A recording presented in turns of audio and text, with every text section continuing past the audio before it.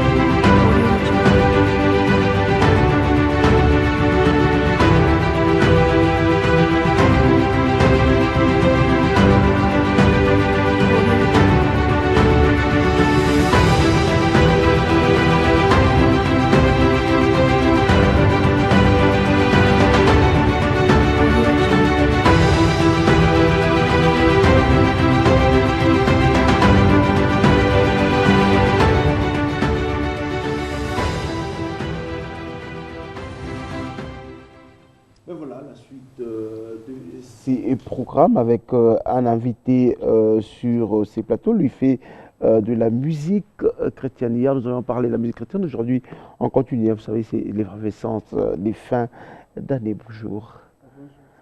Vous allez bien? Très bien, merci. Musicien chrétien, oui. Monsieur Jimmy. Exact. Comment ça va? Ça va très bien.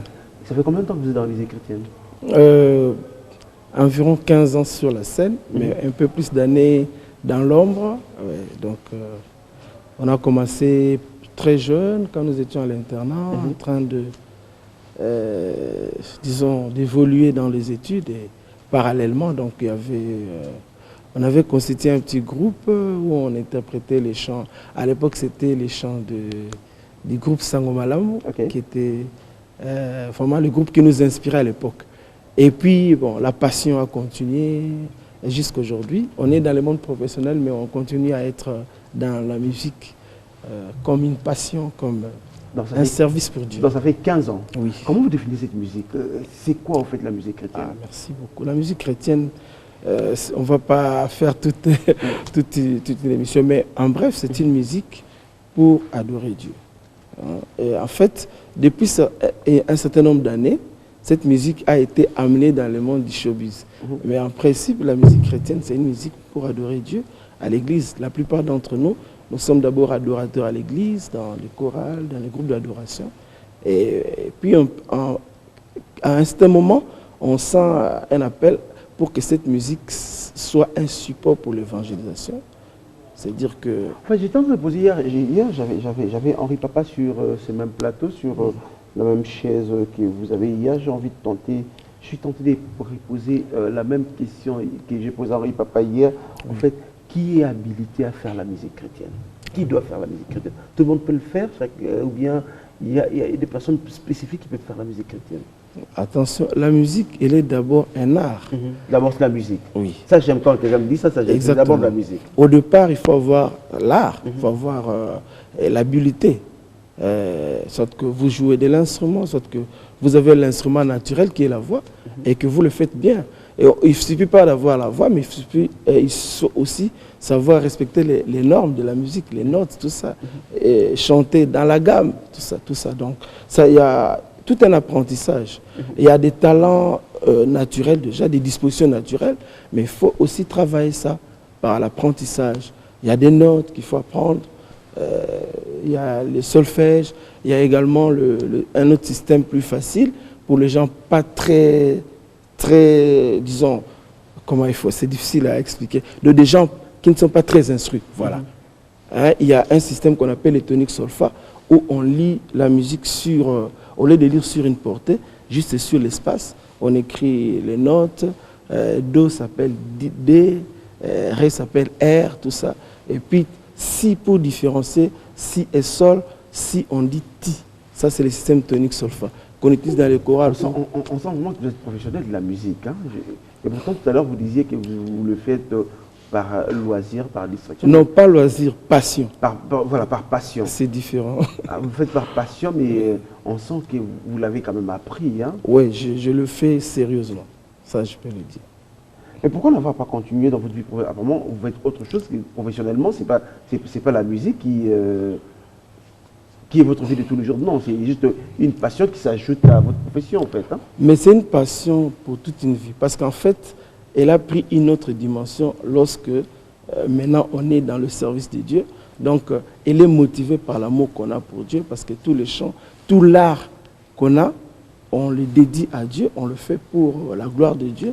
Donc, on fait des cantiques pour amener les gens dans la présence de Dieu.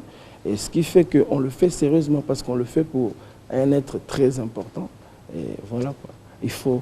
Oui, ça me rappelle un verset de la Bible qui dit malheur à celui qui fait l'œuvre de l'Éternel avec négligence. Exactement. Ne s'en faites pas. De temps en temps, ça m'arrive. Je suis content. Non, mais ça, je suis journaliste. Donc, oui. À part la musique chrétienne, vous faites quoi? Ça, j'aimerais pas le dire. Hein. Bon, bon, ok, je suis fonctionnaire de l'État, ça va? Ok. Non, en fait, si j'ai posé ces questions, j'étais en train de me dire, j'étais en train de réfléchir, je me disais, aujourd'hui, nous avons été plus habitués à un musicien chrétien, c'est carte d'identité, profession, musicien chrétien. Oui. Et pourtant, ça devait, comme vous êtes fonctionnaire de l'État, mais votre passion, c'est de la musique, vous faites en ajout, c'est les pas. Est-ce que, la question que je voulais poser, est-ce que la musique chrétienne, on peut faire de la musique chrétienne et vivre de ça? Bon, comme ce n'est pas mon expérience, je ne serai pas à l'aise d'en parler. Mais c'est possible. Je sais que dans notre pays, dans les pays francophones, les gens n'ont pas vraiment la culture de soutenir l'œuvre de Dieu. Mais c'est des gens, par exemple, comment on peut soutenir un musicien chrétien? C'est en achetant ses œuvres. Mais aujourd'hui, vous savez que dans notre pays, particulièrement, il y a un grand problème de la piraterie. Ce n'est pas seulement la musique chrétienne, même la musique de l'autre côté, qu'on appelle la musique profane. Ils ont le même problème. Hein, vous allez passer dans la rue, vous allez entendre Théotéka Flash, musique au fêlé. Voilà. Donc c'est difficile que l'artiste se retrouve. Mais il y en a malheureusement qui se retrouvent dans cette situation. Ils font avec. Il y en a, vous avez cité mon ami et frère que j'aime beaucoup, papa. Oui. Il vit de la musique, principalement. Oui, mais pasteur, hein, beaucoup de gens, ils commencent par... Mais devenir pasteur... Et enfin, ils deviennent pasteurs. C'est comme si la musique, elle n'est pas... tellement qu'elle n'est plus très très rentable, et alors il faut finir pasteur avec une église, et puis bon, je l'ai dit comme ça, c'est bien, moi j'aime des questions comme ça. C'est bien, j'aimerais vous dire ceci, mon ami Jesse.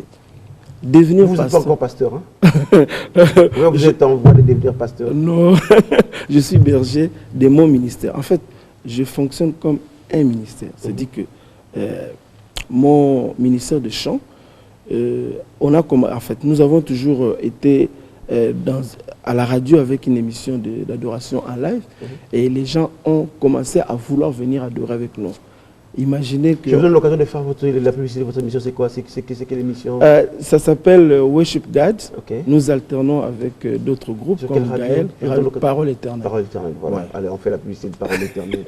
C'est chrétien, c'est gratuit. C'est très gentil. Voilà, alors donc, maintenant, les gens ont adhéré vraiment à ce que nous faisions, et ils ont voulu venir participer avec nous. Mais imaginez, vous allez amener les gens dans le plateau, ça va pas être... nous faisons le direct. Alors, nous avons été inspirés de trouver un cadre pour commencer à réunir les gens, pour qu'on adore ensemble. Et là où on adore, on partage la parole. L'église. Politique, on est dans l'église. Donc, et puis ça va s'agrandir. Bon, la musique. Hein, attends. J'étais en train de répondre à votre question. Oui. Devenir pasteur, c'est pas que parce que la musique ne marche pas. Chacun a un appel. Il y a un appel. Il faut croire ça. Vous êtes chrétien. Il y a un appel. Et d'ailleurs, quand vous faites quelque chose à laquelle vous n'êtes pas appelé, vous ne le ferez pas avec sérieux. Moi, j'aurais pu me dire, j'ai un travail, c'est bon quoi. Mais je sens cet appel-là, je sens c'est un fardeau. Un fardeau, c'est comme une mission, c'est comme une vision. Quand vous avez une vision, quand vous ne faites rien par rapport à la vision, vous vous sentez mal à l'aise. Mais chaque fois que vous faites même un petit pas dans l'accomplissement de la vision, vous sentez qu'il y a un poids qui vous quitte. Et c'est ça, quoi. Et... Vous êtes en train de me séduire, je pense qu'il ne va pas bien poser des questions. Mais bon, je vais faire un effort pour ne pas être séduit. Je vais vraiment faire un effort pour ne pas être séduit. Je vais me séduire. Non, en fait, on va parler de votre musique tout à l'heure. Hein. Oui. Juste une dernière question, comme ça. Oui. On va essayer de réfléchir un peu. Hein. Ça fait du bien à réfléchir à la fin de l'année comme ça. Essayer de réfléchir un peu. Je me dis, si je me trompe, arrêtez-moi, je vais quand même réfléchir. Oui. Je me dis, vous ne pensez pas que si quelqu'un qui fait de la musique chrétienne, Oui. qui est une musique à convertir, à gagner les âmes pour le Seigneur, qui est une musique à ramener beaucoup de peuples dans les camps, à dépeupler les camps du diable, comme vous le dites. Hein. Ceux qui prêchent, comme dit, c'est pas moi qui le dis, ceux qui prêchent, ils disent toujours, c'est pour dépeupler les camps de l'ennemi, pour repeupler les camps de Dieu, et que si c'est votre gagne-pain, vous risquez de le faire pour de l'argent. C'est vrai que... Ça devait être quelque chose de gratuit pour convertir, pour prêcher, en fait. Je vais vous dire une chose, Jesse. Vous avez suivi l'évolution de la musique chrétienne quand même. L'intention, les désirs, c'est celui-là. Mais imaginez maintenant que je dois aller au studio, parce que je ne vais quand même pas... J'ai l'occasion de passer à votre télé, je suis suivi dans le monde, je vous en remercie. Mais avant, ce n'était pas ça. Vous savez, quand nous avons commencé la musique, moi, la première fois que je suis passé à la RTNC, je suis passé dans l'émission des Feux, paix à son âme, Luemba Luma Sangama Luemba. L'auteur et son œuvre. À cette époque-là, la RTNC, c'était principalement... je ne sais pas si ça décevait. Vous voyez un peu. C'était à l'époque de l'OZRT où il n'y avait que 2 chaînes. Hein. Merci beaucoup. OZRT et Congo-Brazza. Voilà. Ça, Redempo, il n'était pas là. Ça, c'est une autre époque. Les choses ont évolué. Nous avons les médias. Pour atteindre les gens, aujourd'hui, vous avez plus de combien de chaînes? Non, mais vous savez, c'est discutable. Hein. Oui. Je vais vous démontrer que c'est quand même discutable. Je vais prendre mon bout de papier. J'aime bien. Là, j'aime bien. On va faire un peu scientifique. Hein. Je suis content. Oui. Vous savez... je prends votre cas par exemple. Oui. Vous m'avez dit tout à l'heure que vous êtes fonctionnaire de l'État. Oui. Ce qui veut dire que vous êtes allé à l'école, vous avez étudié et vous avez fait j'ai l'honneur et vous avez un boulot, vous avez un travail qui vous permet de nouer les deux bouts du mois, qui vous permet de jouer. Je vois madame derrière et je salue. C'est madame ou bien? Elle chante avec moi. C'est madame. Hein? C'est madame, c'est mon épouse. Oui. Il faudrait, je pensais que c'était une soeur qui vous accompagne. Non, c'est madame. Non, c'est mon épouse. Vous vous embêtez un peu. Ouais, voilà, c'est gentil. Alors, vous arrivez, vous avez une famille, vous arrivez à subvenir aux besoins de votre famille parce que vous travaillez. Ce qui veut dire que la musique, qui est une passion, vient juste en appui et vous tirez dans ce que vous gagnez dans votre travail pour accompagner la musique, c'est-à-dire pour prêcher. Et si tout le monde pouvait faire ça, ça pouvait être plus intéressant. C'est très bien. Là, vous avez parlé de moi, mais vous n'avez pas parlé de la vingtaine des jeunes qui sont derrière moi. Quand ils viennent à la répétition, vous devez leur donner le transport. Oui, mais si ces jeunes, justement. Ces jeunes, ils sont à l'école, ils ont étudié, ils peuvent aller travailler. Je vous dis, par exemple, maintenant, je suis devant vous, on a une émission. Après émission, je vais aller à mon boulot. Mais vous ne savez pas combien d'heures j'ai dormi. J'ai eu des moments de prière, tout ça. C'est des sacrifices. C'est des sacrifices. L'idéal serait de le faire à temps plein, si je le pouvais. Si vous le faites, non, oui. Pas, moi je ne vous encouragerai pas, sinon vous ne paierez pas la dîme. Bon, c'est votre... Si vous le faites à temps plein, vous ne paierez pas la dîme. C'est votre point de vue. Si vous savez pourquoi la dîme a été instituée? Entre guillemets. Bref, la dîme a été instituée parce que Dieu avait choisi parmi les 12 tribus d'Israël, il y avait une tribu qu'on appelait les Lévites, qui devait seulement servir au temple. À temps plein. Oui. Et ceux-là, Dieu, en partageant les terres en Israël, il a dit que vous n'aurez pas de terres. Moi, Dieu, je suis votre portion, je suis votre terre. Les autres vont travailler et apporter les 1/10 de leur revenu. Je au Bandia, ouais. Mais c'est ça, c'est la vérité, c'est la parole de Dieu. Ben oui, moi je suis très d'accord. Hein, ce que je disais tout à l'heure, vous êtes en train de me convaincre, mais bon, si on doit dire ça, ce qui veut dire que il faudrait, madame attendra, vous avez pas madame d'attendre jusqu'à ce qu'il y aura des dîmes pour... Vous pensez que tous ceux qui sont... Pour mettre ce qu'elle a mis sur les cheveux, hein, vous savez, il y a les madames... Jesse, un jour on parlera, je vais vous demander de faire quelque chose, un jour, un bon jour comme ça, vous allez dans une église, essayez de demander aux diacres qui récoltent les offrandes, dites-leur combien entre dans le panier. Ne pensez pas que les pasteurs qui sont à temps plein ne vivent que de ceux qui entrent dans le panier. Ça, vous devez le savoir. Dieu sait comment il nourrit ses serviteurs. Mais les gens ont l'impression que les pasteurs, ils ont beaucoup d'argent, les gens leur apportent. Vous savez combien de pasteurs résolvent le problème des familles divisées, ils viennent chez le pasteur doit faire ceci. ça, vous ne tenez pas compte. Non, je suis d'accord avec vous, je comprends, mais également, c'est aussi d'accord avec moi, il y en a aussi, c'est comme on dit, hein, il y a beaucoup de vrais, mais également beaucoup d'ivraies également. Hein, exactement. Donc, ça, c'est vrai. Et nous devons prier pour ça, nous qui sommes chrétiens, nous qui sommes serviteurs de Dieu. Parce que... nous qui sommes journalistes également, on doit dire ça, on doit parler de ça. Mais bon. Voilà pourquoi je suis très heureux que vous nous donnez l'occasion de dire toutes ces choses. Il faut nuancer, parce que le faux ne doit pas faire ignorer qu'il y a aussi des vrais. Oui, mais le problème maintenant, le faux, ils sont tellement nombreux qu'on ne sait plus distinguer qui sont le vrai, qui sont le faux. Bon, on aura une autre émission, on parlera de tout ça, parce que sinon, on risque des... Merci beaucoup, je suis très content. Alors, parlons musique, vous avez un concert le 30. Nous avons, en fait, c'est une activité pour clôturer l'année. Donc, pour rendre grâce à Dieu pour tout ce que nous avons expérimenté cette année. Ça a été une année particulièrement difficile pour notre pays. Beaucoup de gens ont pensé le pire, que tout ça va là. Combien d'albums à votre actif? J'ai 2 albums. Il y a, comme je vous ai parlé de... J'avais déjà fait un studio avec l'œuvre que j'ai amenée à l'auteur et son œuvre, mais je ne l'avais jamais édité. Donc j'ai fait des enregistrements que je n'ai pas édités. Donc les albums qui sont sortis, il n'y en a que 2 et nous sommes en train de penser à un 3e. Alors on va quand même vous voir à l'œuvre. Hein. On va prendre un extrait de votre clip. On va quand même vous voir dans votre passion, ce que vous aimez en dehors de votre travail. Allez, dans ce clip que nous proposons.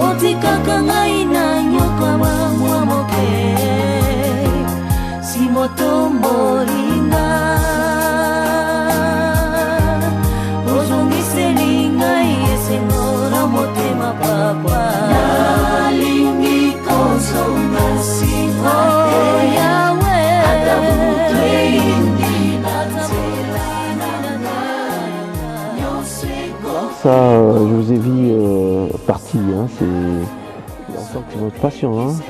Avec madame, la chanson, la voix qui porte, là, c'est la voix de madame. C'est quoi, vous faites un ministère de couple ou bien Non, pas seulement de couple, il y a mon épouse, il y a ma fille, ma première fille qui chante, qui n'est pas là, et vraiment c'est une passion partagée en famille. J'imagine le soir en famille, ça doit être... Oui, je prends les claviers et on adore ensemble. Wow. Alors, les 30, ça sera où?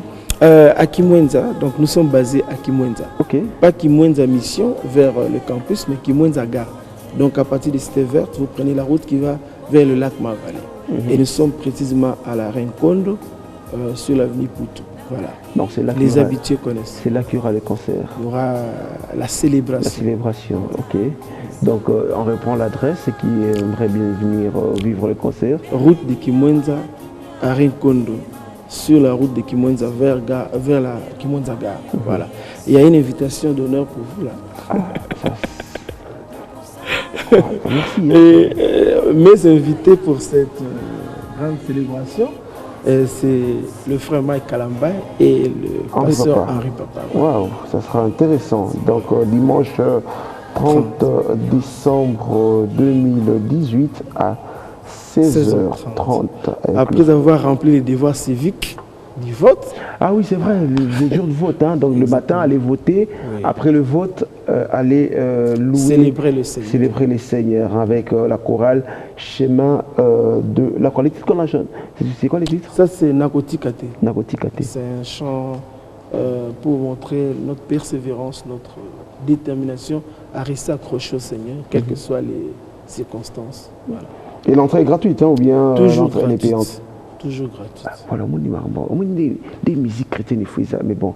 Il faut tout un studio, il faut tout louer salle, tout louer instrument. Bon. Mais là, c'est notre siège, donc là, on ne paye pas. Voilà, mais ça n'exclut pas, parce que la Bible dit qu'il ne faut pas se présenter devant